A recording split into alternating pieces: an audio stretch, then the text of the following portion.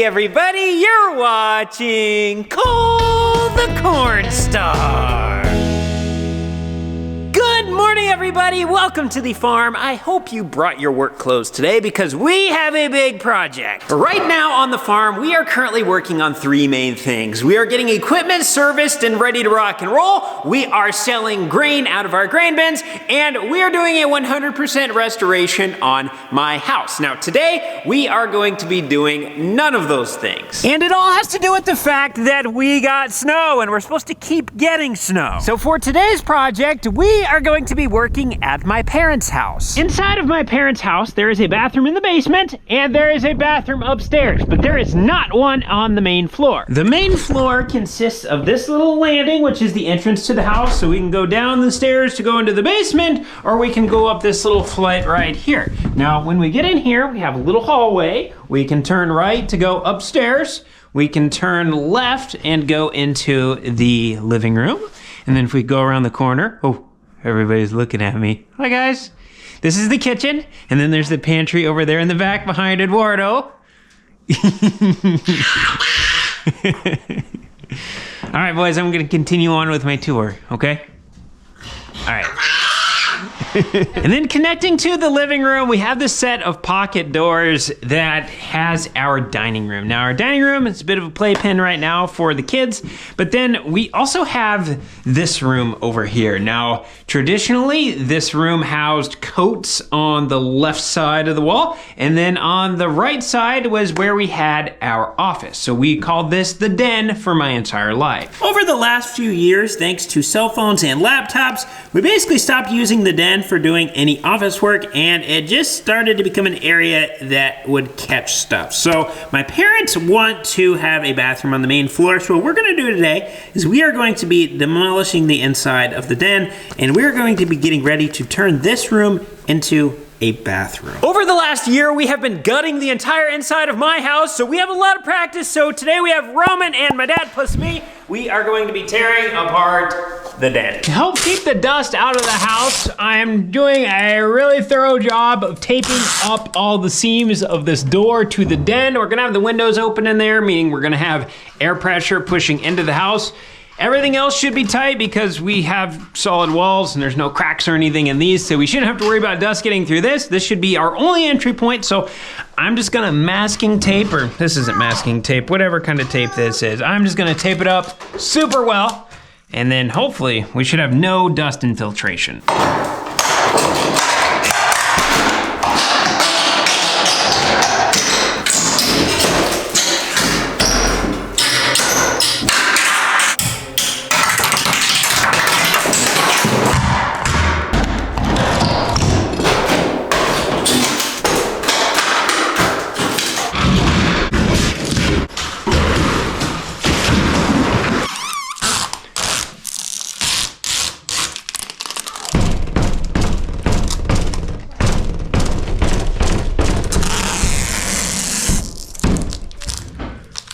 It is currently 11:18 in the morning. I think we are going to be done by 3 o'clock. Here we go. Ain't nothing to it but to do it.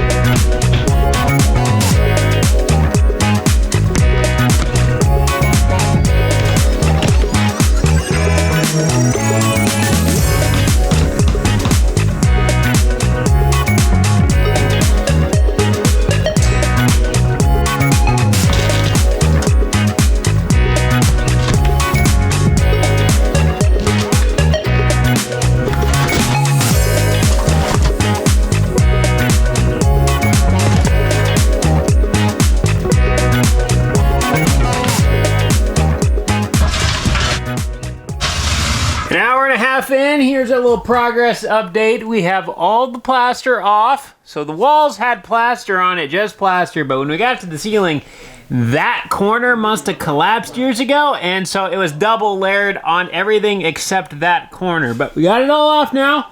So next step is we're gonna be pulling this lath off. And years ago when the house was built, the garage was not here. My dad built this when he was younger. And so this is technically an exterior wall right here. So there is insulation on this wall, there is insulation on that wall. And when they were putting the insulation in years ago, they must have blown some in like half of the ceiling in this room as well. So that's gonna be the messy part.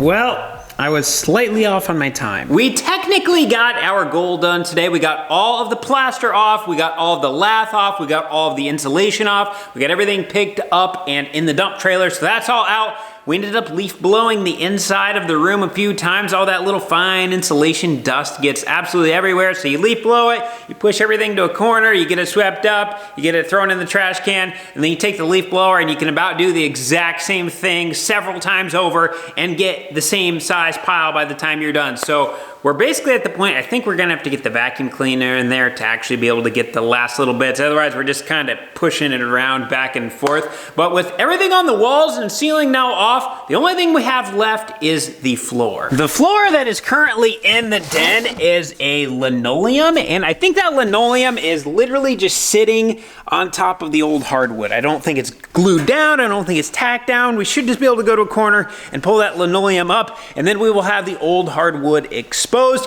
Now with the old hardwood, I honestly have no idea what we're going to be doing with it. I have no idea what we're actually going to be doing with the floor. We could be pulling up the old hardwood, so that way we'd have the subfloor exposed, then we can put our screws and stuff down, so that way we anti-squeak it, and then once we actually put the finished floor in there, then it should match up with the other floors in the house. I'm guessing that's probably what we're gonna do, but I really don't know. That is a Justin question, and we're gonna find that out tomorrow. And I guess it's a good thing that Justin only lives half a mile away because it's been snowing and blowing. And it would not be the first time I've pushed a path for Justin to be able to get through. 12 hours later. It is now the next day. We can see a whole lot better in here. So we got the walls completely stripped, ceiling is completely stripped. We now need to address the floor. So this is some sort of, it's either linoleum or vinyl that's sitting on top of hardwood. You can see the oak hardwood underneath. We're gonna get started pulling that apart here in a little bit, and then we're gonna try to get some plans on where the toilet is going to go, where the shower is going to go, where the sink is going to go, where the washer and dryer are going to go, so that way we can start coming up with a little bit of a game plan and then getting a list of materials figured out. Now, Justin is going to be here in a little bit, and he is the one who's kind of going to be masterminding this stuff. He's currently working on a door for a friend, so that way he can open his door so he can go feed his cattle. So that's priority number one right now. He's doing that, and while he is doing that, Roman and I are going to be making a little bit of a road trip. When we were pouring the walls for the underground movie theater, we had to build a tarp over the top and then heat the inside of that so that way our concrete could cure. And this heater was one of the main items that we used to keep it nice and warm. And this does not belong to us. This belongs to one of Roman's friends, Brad.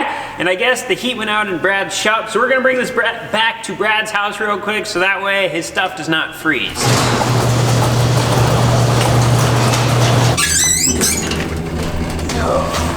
Ladies and gentlemen, welcome to Brad's. Oh, we got a pupper coming up to say hi. Hey, buddy. That's Lily. Roman and I got back from delivering the heater. Everything went good over there. And while we were there, my dad started to address that vinyl floor in the den. And we'll just say it was coming up in chunks about this big. So he just stopped, and then Justin got there, and then Justin decided that we are not going to mess with taking that up.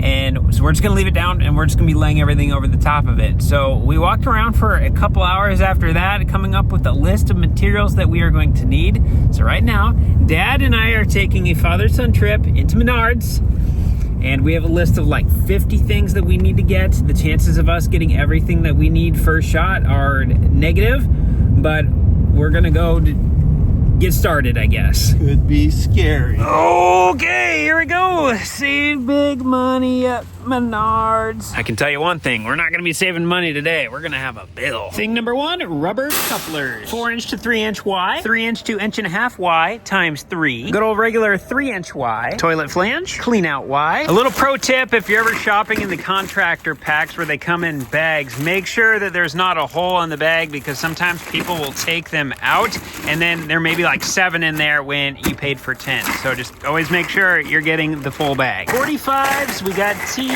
and 90s, plus a couple 22.5s. 2 of these, dos de estos. We got glue and we got clear primer, not the purple stuff. A washer box, whatever that is. Pipe strapping, 3 of these. We got shutoff valves, we got a bunch of these fittings, we got some more fittings, and I guess we got one of these. Not gonna need it for a while, but we got one. We have a small problem. The breaker box that we have in the garage uses these old style breakers, and then I have a new style in my left hand, and the tops are different, so I think we may not be able to use that breaker box. I really want to know what their light bill is every month. That is a lot of lights. I don't want to admit it, but this is actually our second trip to Menards already. We forgot a bunch of stuff the first time. What are you talking? The cart is full. I would say we didn't do too bad with our first list, because we only have a full cart, $1,000 worth for the second trip. Now, when it comes to this bathroom remodel, I'm not even going to try to act like I know what I'm doing, because I don't. I have never done this before, so I'm going to be starting everything from ground zero. And it's actually going to be really good practice for me, because what we are doing in this bathroom is basically what we are going to be doing in all of the bathrooms over at my house. So I guess we're getting our first-hand little experience in here, which is going to be super helpful for us once we actually get to the house, because we're gonna be doing one here and we're gonna be doing like 9 of them or something like that over there. A bathroom remodel is really broken down into 2 categories. Category number 1 is the box that actually makes up the room. So I'm talking the floor, the walls, the window, and the ceiling. And then category number 2 would be all of the internals of the bathroom, like the shower, the heating source, the toilet, the sink,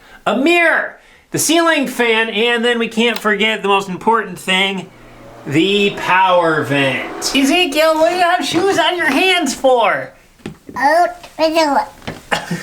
Now, in our case with the bathroom remodel, the actual box that makes up the bathroom is super easy to build because it already exists. The only thing that we need to do is take our studs and put sheetrock on them, so that way we get our walls looking like this for our finished product. And then when it comes to the floors, they are already level up there, so we just have to put what we're going to be using for flooring on. And if we watch a 30-minute YouTube video, we can fully learn how to do that. Now, fortunately for me, Justin and Roman know how to do that, so I guess I'm cheating a little bit on the having zero experience. Now, when it comes to the internal stuff, this is where things get a little more complicated. And the reason why the internals of a bathroom are so complicated is because there are literally 10 billion different options. Okay, I don't know if there's actually 10 billion, but there is a lot of options. What kind of bathtub do you want? Do you even want a bathtub? What do you want your shower handle to look like? What do you want your faucet to look like? Do you want to have plants hanging up in your bathroom? Why this is here, I actually don't know, but it does smell nice. Do you want a shower curtain? Do you want a door? Do you want a ceiling fan? What kind of lights do you want? What color of lights do you want? What do you want the fixtures to look like?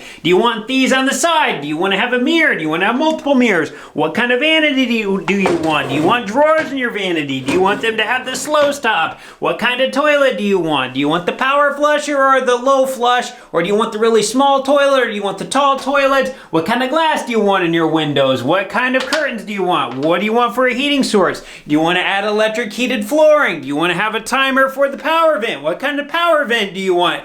You can see where I'm going with this. There are a lot of little options that we can add to a bathroom, and we can basically customize them in any way that we want. And this is truly the hardest part because we just kind of have a paralysis by analysis on all of the things going on, and that is the hardest part about a bathroom remodel, just figuring out how you want everything to look. But when it comes to the actual functioning parts of the bathroom, everything in here is relatively simple. We're actually able to narrow it down to 3 different categories. So we have water, so like water coming into the shower, water coming into the toilet, water coming into the sink.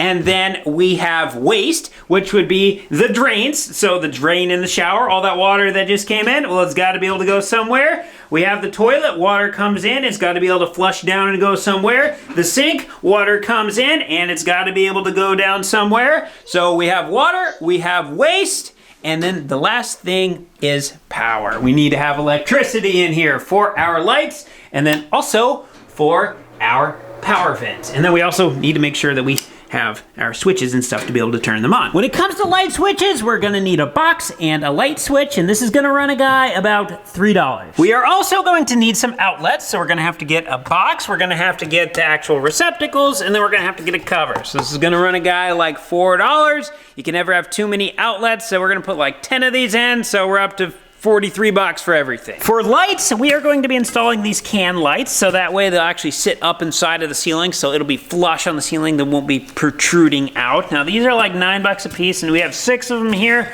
I don't know if we're gonna use all 6 of them in there or not. That's going to be pretty bright, but we got 6, they came in a pack of 6, so there's like $60 worth of can lights here. And then for the last of our basic power needs, we need to get electricity to everything, so I got some wire. This was $125 for a 250 foot roll. So we're talking 50 cents a foot. So for 250 bucks, we have all of our basic electricity needs met. Now in the case of my parents' remodel, they are also going to be adding in a couple extra things. They're going to be putting in a washer and dryer over on this side. They're going to be putting a new ceiling fan in, and then there's also going to be a power vent up there somewhere as well. In order for us to install the ceiling fan, we had to get this special box that will hang from the ceiling, so that way the ceiling fan doesn't just fall right through. So this was an extra $7, and then we had to buy the ceiling fan, of course. And then for the dryer, we had to get a little bit thicker wire because the dryer uses a little bit more electricity.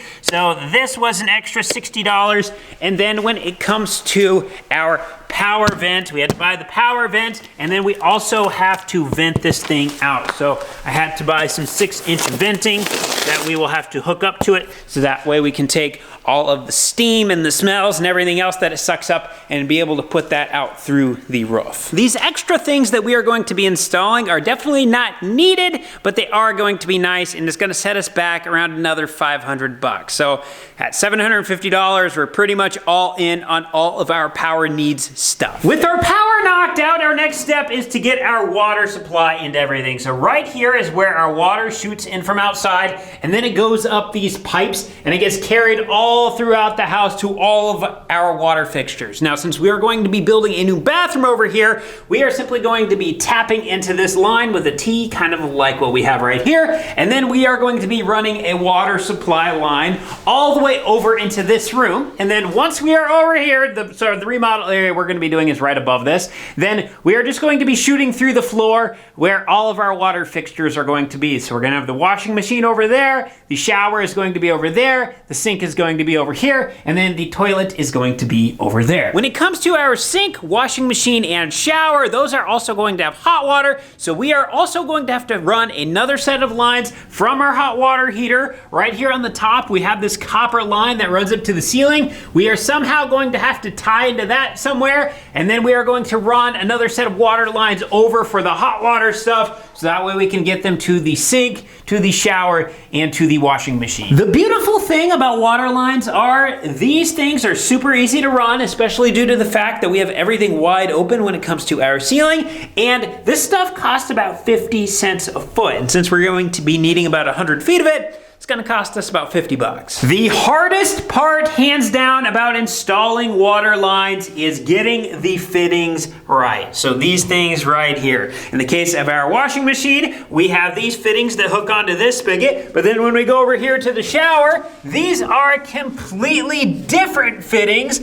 and the toilets have different fittings, and not every washing machine has the same fitting, not every shower head has the same fitting, not every sink has the same fitting. So it's getting those straight and making sure that we have the right ones that is hands down the hardest part. Another thing that can make adding the water supply a little bit confusing is all of the fittings to be able to get around all the corners and connect everything together. There are different types of fittings, so in this case I'm holding an expansion fitting, so we are going to be needing to use a special tool to put these together. Now luckily Justin already had this, so we did not have to buy this, but this would be definitely an added expense. And then also we are going to be putting in a bunch of water shutoffs to everything, so that way if we accidentally spring a leak in the toilet, the shower, the sink, or anything like that, we can just turn the water supply off to it down in the basement. So these are about an extra $10 per valve, and then these fittings are like $3 a piece. Now in the case of all of our water supply stuff, I really don't know what all of this costs. I kind of just reached into the bin and grabbed a whole bunch of extra stuff because it takes us over an hour to go to the store and then come back. So we just figured if we got a bunch of extra stuff, we can get everything done, and then what we have left over, we can just bring back. And then for the last part, which is the waste lines, we just need to know exactly where our drains are going to go. So let's say one of our drains is going to go exactly where that tape measure is sitting. We're just going to drill a hole right there in the floor. And then once we have the hole drilled, we basically just take one of these, we butt it right up to the bottom of our freshly drilled hole, and then we just have to chain together all of our pipes and run it over to where the sewer runs out of the house. Now the biggest thing with our waste lines is we need to make sure that all of our connections are glued up really well, so that way they don't accidentally come apart, and that way they also don't accidentally leak. And then we need to make sure that they are running downhill. Now we don't want them to run too steep, and we also don't want them to be too flat. We want them to be just right. The most difficult part about installing the drain lines is figuring out how we are going to tie all of our drain fixtures into one nice clean package. So that way we're not just running a bunch of random lines all over the basement just to get things drained. We want it just to be one nice spot. So trying to get everything to tie into that one nice drain line can sometimes be a little difficult. Now in the case of my parents' remodel, we also have another challenge, which has to do with this cast iron stack line. So this stack line is the main one that runs out to our septic tank. We are going to have to cut a chunk of this out, which I have never done before, and I honestly don't know how to do it, but we're gonna have to cut a piece out, and then we are going to be putting in a PVC Y. So that way we can have a line running out this way where we can catch all of the new waste lines that we are going to be adding in over here for the new remodel. So we have some head scratching to do here because I honestly don't know how to do it. I'm assuming we just take a grinder and we cut a piece of the cast iron out. That's about the size of this PVC Y. And then we come in with our rubber boots with hose clamps on them, and we clamp the bottom, we clamp the top, and then we're good on our vertical stack. And then we just put all of our new stuff right into this. If I had to guess, that's what we're going to do, but I really don't know. I need to watch a couple YouTube videos to learn. My parents were quoted around $13,000 for this bathroom remodel, and I just refuse to accept that this is a $13,000 remodel. So we're gonna give it a try, and we're gonna see where we can come out on this thing. Who knows, I may be way over $13,000 and I should have somebody else doing it, but I think we can come in for a lot less. With all of that stuff being said, we also need to remember that when we are doing things ourselves, that we are the ones assuming responsibility if we do something wrong. So if I hook up a water line wrong and it floods things out and causes damage, that is all on me because I am the one who did it. And then also, these things take time. When we are doing them ourselves, we're not professionals who do this every day and know all the little ins and outs and shortcuts. It's like starting to learn a new language. It is slow. Very slow. And that's just part of the DIY process. So yes, we may be saving some money, but we are also going to be spending a significant amount of time doing this. So if your time is worth something to you, account for that. But in this case, with me, I need to learn how to do this for my other bathrooms. And I also want to learn how to do this because I like to build stuff and I like to know how things work. So this is more of a hobby for me than anything. So I guess instead of me sitting down and watching a movie or something, I'm spending that time learning how to remodel a bathroom. But just keep those things in mind, responsibility and time. So with that being said, we are all ready to start building, but we are going to be calling it a night. This is all we got for today. Thank you so much for watching. We'll see you in the next one.